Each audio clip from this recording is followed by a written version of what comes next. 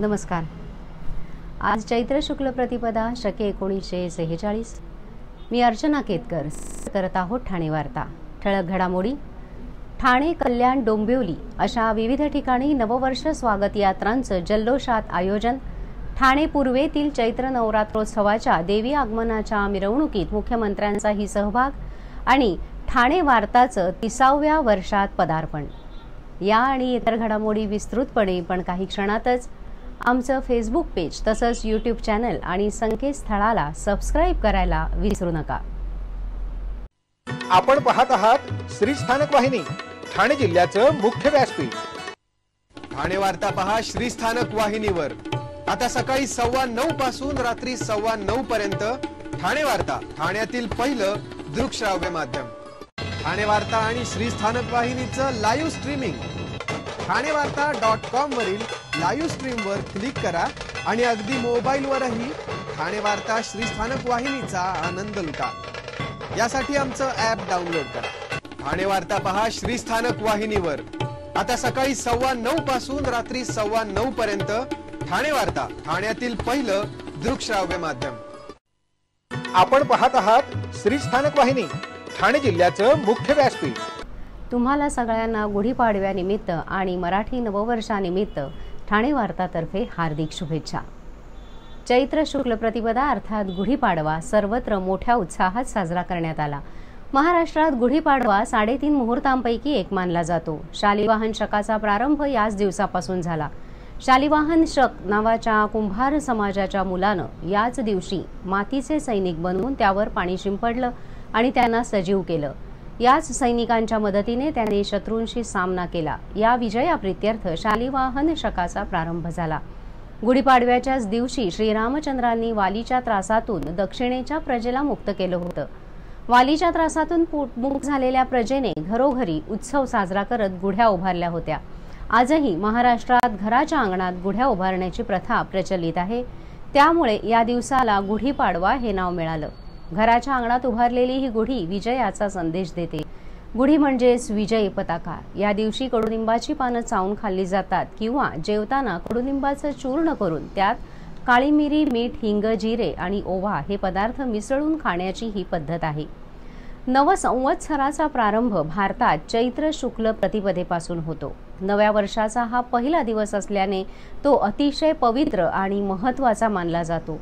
चैत्र महिन्याच्या पहिल्या दिवशी ब्रह्मदेवाने सृष्टीची उत्पत्ती केली। संवत्सर म्हणजेच ज्यात ऋतू, महिने आणि 12 महिन्यांचा काळ म्हणजे संवत्सर। संवत्सर 9 भागात विभागले गेले आहेत, पण प्रामुख्याने लोक चंद्र संवत्सर मानतात। चंद्र संवत्सराचा प्रारंभ शुक्ल प्रतिपदेला होतो। याच दिवशी सत्ययुगाचाही प्रारंभ झाला असं मानलं जातं। ठाणे जिल्ह्यामध्ये हिंदू नववर्ष म्हणजेच गुढीपाडवा मोठ्या जल्लोषात साजरा करण्यात आला। ठाणे, कल्याण, डोंबिवली अशा जिल्ह्याच्या विविध भागात नववर्षानिमित्त स्वागत यात्रेचं आयोजन करण्यात आलं होतं। गुढीपाडव्याच्या निमित्ताने काढण्यात आलेली स्वागत यात्रा निर्विघ्नपणे पार पडली। ठाण्यातील मुख्य स्वागत यात्रा ही कौपिनेश्वर मंदिरापासून सुरू झाली। मुख्यमंत्री एकनाथ शिंदे यांनी कौपिनेश्वराची पूजा केल्यानंतर रथयात्रेला सुरुवात झाली। रंगोबापूजी चौकात मुख्यमंत्र्यांनी पालखीवर पुष्पवृष्टीही केली। यंदा स्वागत यात्रेत जवळपास 60हून अधिक रथ सहभागी झाले होते। विविध विषयांवरील हे रथ आकर्षणाचे केंद्रबिंदू ठरले होते। मात्र स्वागत यात्रा मोठ्या प्रमाणावर विस्कळीत झाल्याचंही दिसत होतं। काही ठिकाणी यात्रेमध्ये बरीच मोठी जागा रिकामी होती, तर काही वेळा स्वागत यात्रा घाईघाईने पुढे नेली जात होती। ही बाब सोडली तर नववर्ष स्वागत यात्रा उत्साहात संपन्न झाली। स्वागत यात्रेपुढे रांगोळ्या काढण्यात आल्या होत्या। काही ठिकाणी स्वागत यात्रेवर पुष्पवृष्टी केली जात होती। स्वागत यात्रा पाहायला ठाणेकरांनी मोठी गर्दी केल्याचं ही चित्र सर्वत्र दिसत होतं। डोंबिवलीची ग्रामदैवत असलेल्या गणेश मंदिराचे 100वे वर्ष असून स्वागत यात्रेचं 26वे वर्ष आहे। गुढीपाडवा निमित्त स्वागत यात्रेची मुहूर्तमेढ डोंबिवलीतून रोवली गेली। त्यानंतर राज्यच नव्हे तर देशभरात स्वागत यात्रेची परंपरा सुरू झाली। डोंबिवलीच्या स्वागत यात्रेची राज्यच नव्हे तर देशभरात उत्सुकता असते। आज सकाळीच गणेश पूजा झाल्यानंतर गणपती मंदिरातून पालखी बादशाह मैदानाच्या दिशेने निघाली। ज्येष्ठ वकील उज्ज्वल निकम हे या पालखी सोहळ्याला उपस्थित होते। यावेळी त्यांनी नवीन विचारांची, नवीन धोरणांची गुढी उभारली पाहिजे असं सांगत गुढीपाडव्याच्या नागरिकांना शुभेच्छा दिल्या. पुढे बोलताना निवडणुकीच्या वेळेला प्रत्येक नागरिकांना महत्त्वाचा नागरिक हक्क बजावला पाहिजे, प्रत्येकाने मतदान केलं पाहिजे असं आवाहन केलं आहे. यंदा नववर्ष स्वागत यात्रेत सहभागी होणाऱ्या चित्ररथासाठी रामराज्य आणि नागरिकांचे हक्क आणि कर्तव्य हा विषय देण्यात आलाय. या स्वागत यात्रेत 65 पेक्षा जास्त चित्ररथ आणि त्याहून जास्त डोंबिवलीतील नामांकित संस्था या स्वागत यात्रेत सहभागी होत्या. कल्याण लोकसभेचे खासदार डॉक्टर श्रीकांत शिंदे डोंबिवलीत आयोजित नववर्ष शोभायात्रेत सहभागी झाले. त्यावेळी त्यांनी नागरिकांना नववर्षाच्या शुभेच्छा दिल्या. लोकांनी मोठ्या प्रमाणात मतदान केलं पाहिजे असं आवाहन खासदार श्रीकांत शिंदे यांनी यावेळी नागरिकांना केलं. डोंबिवली पाठोपाठ कल्याण पश्चिमेतील रौप्य महोत्सवी हिंदू नववर्ष स्वागत यात्रेला अत्यंत उत्साहात सुरुवात झाली आहे. ढोल ताशांचा गजर आणि पारंपरिक वेशात सहभागी झालेले कल्याणकर इंडियन मेडिकल असोसिएशनकडे यंदा आयोजनपद असून यंदा प्रथमच सर्व समावेशक अशी स्वागत यात्रा होत असल्याचं दिसत आहे. कारण प्रत्येक समाजातील नागरिक आपापल्या पारंपरिक वेशात उत्स्फूर्तपणे सहभागी झालेले दिसत आहेत. चौकाचौकात काढण्यात आलेल्या सुंदर आणि आकर्षक अशा रांगोळ्या या स्वागत यात्रेचं विशेष आकर्षण ठरत आहेत. येथील मुरबाड रोड इथून स्वागत यात्रा सुरू झाली असून रामबाग, सहजानंद चौक, छत्रपती शिवाजी महाराज चौक, टिळक चौक, लाल चौकी मार्गे ही स्वागत यात्रा फडके मैदानात जाणार आहे. यंदा प्रथमच मुख्य स्वागत यात्रेसोबत खडकपाडा आणि आधारवाडी इथूनही 2 उपस्वागत यात्रा निघाल्या. यापुढील घडामोडी एका छोट्याशा ब्रेकनंतर. कुठेही जाऊ नका, पाहत रहा फक्त ठाणे वार्ता. सर्व नागरिकांना आवाहन करण्यात येत आहे की सध्या डासांमार्फत पसरणाऱ्या डेंग्यू या आजाराचा प्रसार रोखण्यासाठी प्रत्येकाने पुढील प्रमाणे कार्यवाही करावी. डेंग्यू आजार एडिस इजिप्ती हा डास चावल्याने होतो. या डासांची पैदास साचलेल्या किंवा साचवलेल्या स्वच्छ पाण्यामध्ये होते. 8 दिवसांपेक्षा जास्त दिवस पाणी उघडे व साचून राहिल्यास त्यात डास अंडी घालतात. अंड्यांच्या अळ्या तयार होऊन पुढे डास तयार होतात. यासाठी आपल्या घरातील पाणी साठे उदाहरणार्थ बॅरल्स, पिंपे, टाक्या, हौद, रांजणे इत्यादी दर आठवड्याला रिकामे करून घासून पुसून कोरडे करून पुन्हा भरावे. 1 दिवस कोरडा दिवस म्हणून पाळावा. पाणी साठ्यांना घट्ट झाकणे बसवावीत किंवा जुनी साडी, चादर, धोतर यांनी बांधून झाकून ठेवावीत, म्हणजे डास त्यात जाऊन अंडी घालणार नाहीत. घराच्या गच्चीवर, आजूबाजूला, अंगणात कोठेही पाणी साचू देऊ नये. भंगार सामान उघड्यावर टाकू नये. उदाहरणार्थ टायर्स, प्लास्टिक सामान, कुंड्या, टाकाऊ वस्तू इत्यादी. अशा सामानात पावसाचे पाणी साठून त्यात डेंग्यूच्या डासांची पैदास होते. घरातील कूलर्स, फ्रीजच्या पाठीमागील ट्रे हे देखील वेळोवेळी कोरडे करावेत. लक्षात ठेवा, नुसत्या फवारणीने डास घनता कमी होत नाही, तर त्यासाठी डास पैदास ठिकाणे नष्ट करणे ही आपल्या सर्वांची जबाबदारी आहे. कोणताही ताप अंगावर न काढता जवळच्या शासकीय रुग्णालयात मोफत औषधोपचार घ्या. अशा प्रकारे नागरिकांनी सहकार्य केल्यास डेंग्यूचा प्रसार रोखणे सहज शक्य आहे. ब्रेकनंतर आपलं पुन्हा एकदा स्वागत. नववर्षाच्या पूर्वसंध्येला ठाण्यामध्ये ठिकठिकाणी दीपोत्सव साजरा करण्यात आला. हा दीपोत्सव दणक्यात साजरा झाला.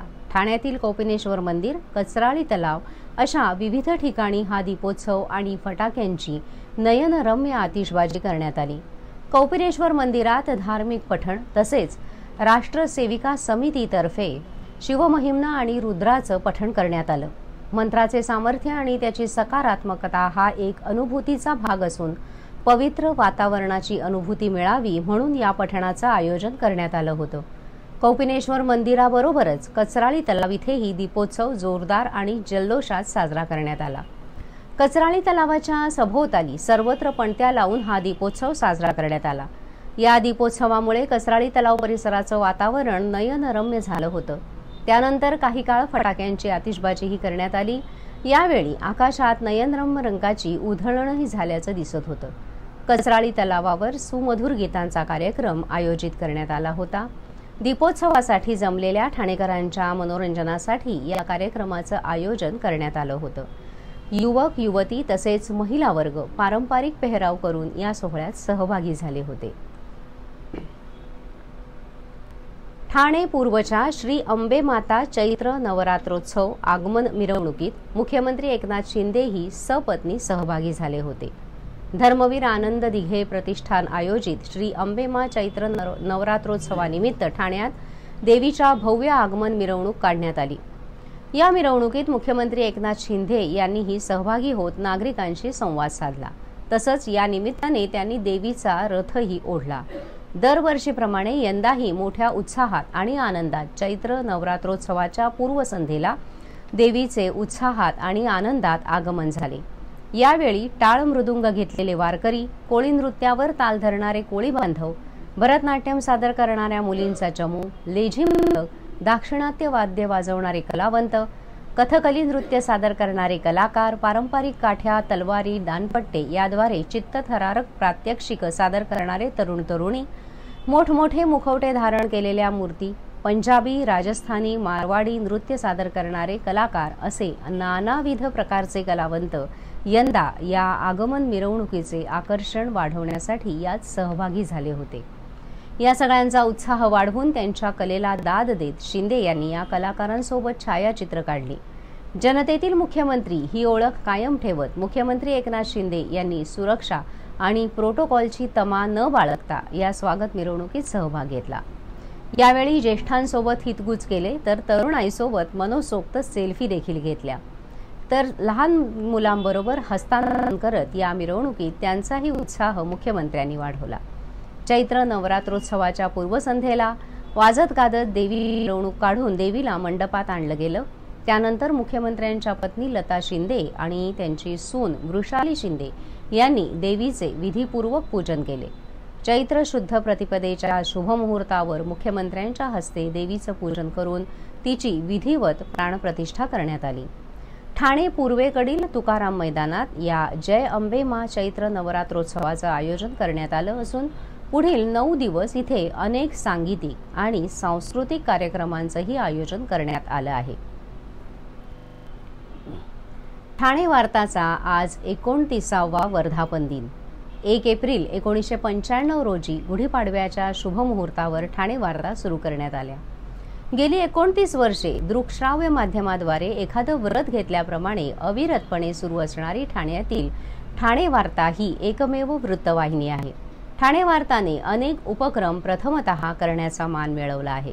सध्याच्या पेड न्यूजच्या जमान्यात ठाणे वार्ता सत्य पडताळणीशिवाय बातमी न देण्याचा वसा राखून आहे. 24 तास चालू असणाऱ्या वृत्तवाहिन्यांमध्येही जिल्ह्यातल्या बातम्या बघण्यासाठी देश परदेशातूनही लोक ठाणे वार्ताच्या साईटवर व्हिजिट करत असल्याचं पाहिलं की 29 वर्ष झपाटल्यासारखं काम करण्याचा घेतलेला वसा योग्य असल्याचं समाधान मिळतं. ठाणे वार्ता दरवर्षी काहीतरी नवीन सुरू करत असते. आपल्याला याबद्दल काय वाटतं याची प्रतिक्रिया आपण आम्हाला कळवावी. सध्या ठाण्यातील अनेक घटनांचं थेट प्रक्षेपण आम्ही करत असून अगदी अलीकडे खासदार श्रीकांत शिंदे आयोजित अंबरनाथ महोत्सवाचंही आम्ही थेट प्रक्षेपण केलं होतं. आता आम्ही अत्याधुनिक तंत्रज्ञान वापरण्यास सुरुवात केली असून यामुळे आपल्याला भव्य दिव्य स्टुडिओमधून प्रक्षेपित होणाऱ्या बातम्या पाहायला मिळू शकतील. आमच्या या वाटचालीत अखंडपणे आम्हाला प्रत्यक्ष अथवा अप्रत्यक्ष रीतीने मदत करणाऱ्या प्रत्येकाची ठाणे वार्ता ऋणी राहील. आपण पाहत आहात श्री स्थानक वाहिनी, ठाणे जिल्ह्याचं मुख्य व्यासपीठ. ठाणे वार्ता पहा श्री स्थानक वाहिनीवर. आता सकाळी 9:15 पासून रात्री 9:15 पर्यंत ठाणे वार्ता, ठाण्यातील पहिलं दृकश्राव्य माध्यम. ठाणे वार्ता आणि श्री स्थानक वाहिनीचं लाईव्ह स्ट्रीमिंग ठाणेवार्ता.com वरील लाईव्ह स्ट्रीमवर क्लिक करा आणि अगदी मोबाईलवरही ठाणे वार्ता श्री स्थानक वाहिनीचा आनंद लुटा. यासाठी आमचं ॲप डाउनलोड करा. ठाणे वार्ता पहा श्री स्थानक वाहिनीवर. आता सकाळी 9:15 पासून रात्री 9:15 पर्यंत ठाणे वार्ता, ठाण्यातील पहिलं दृकश्राव्य माध्यम. आपण पाहत आहात श्री स्थानक वाहिनी, ठाणे जिल्ह्याचं मुख्य व्यासपीठ. आपण आपले कार्यक्रम अथवा बातम्या आम्हाला ठाणेवार्ता@gmail.com या आमच्या ईमेलवर कळवू शकता. ठळक घडामोडी शेवटी पुन्हा एकदा. ठाणे, कल्याण, डोंबिवली अशा विविध ठिकाणी नववर्ष स्वागत यात्रांचं जल्लोषात आयोजन. ठाणे पूर्वेतील चैत्र नवरात्रोत्सवाच्या देवी आगमनाच्या मिरवणुकीत मुख्यमंत्र्यांचाही सहभाग आणि ठाणे वार्ता 30व्या वर्षात पदार्पण. या होत्या ठाणे वार्ता. आपली एखादी बातमी बघायची राहून गेल्यास आपण आमच्या ठाणेवार्ता.in या संकेतस्थळाला किंवा आमच्या फेसबुक पेज तसंच यूट्यूब चॅनलला अवश्य भेट द्या. पुन्हा भेटूया पुढील बातमीपत्रात फक्त श्रीस्थानक वाहिनीवर. धन्यवाद.